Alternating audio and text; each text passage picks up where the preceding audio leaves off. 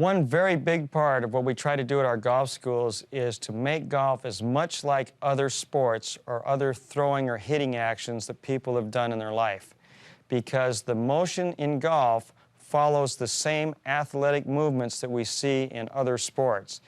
And simply to throw a ball or throw a rock into a lake, half sidearm, half underhanded, comes unbelievably close to a good golf swing and the way the right arm works in the swing.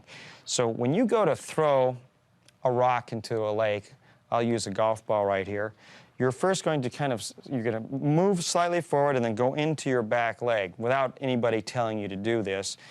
You're going to load into the right leg, and then as your right arm goes back, you're going to step toward the lake or wherever you're trying to throw it. So the first move then is the separation of the arms and the step toward the lake. Now that happens at the same time. So my weight's shifting forward while my arm's going back. There's no kid in Little League Baseball, I guarantee you, that's thinking about that, but this is what happens. And having coached Little League for 5 years, I had to train some kids to actually do that, but once they get the knack for it, it's very easy, and they can throw the ball a lot further.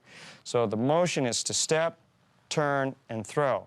Now the picture right behind me is from the X-Factor book, and we use that same example. And you can see how the arm loads, the right elbow comes in front, and then there's a throwing motion. Now Hogan described this very clearly in his great book, 5 Lessons.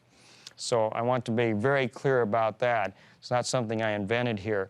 But this idea of the elbow leading the ball coming down is the same as the hands leading the club head, a trailing club head coming down. And the same shifting motion in golf happens. The only difference is your left foot actually doesn't come out of place. It's a good drill to do, though, to actually do some little step drills. Now, the throw motion then, you look at your target, you step, turn, and throw.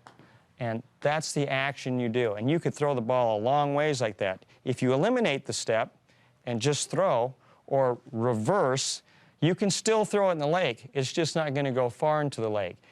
In baseball, hitting, it's the same move where you stride, turn, and hit. Golf, shift, turn, hit at the bottom. It's the same sequence, and that's what we try to get people to understand, and that's what the X Factor is really all about. Balance, positioning, power, speed, and distance.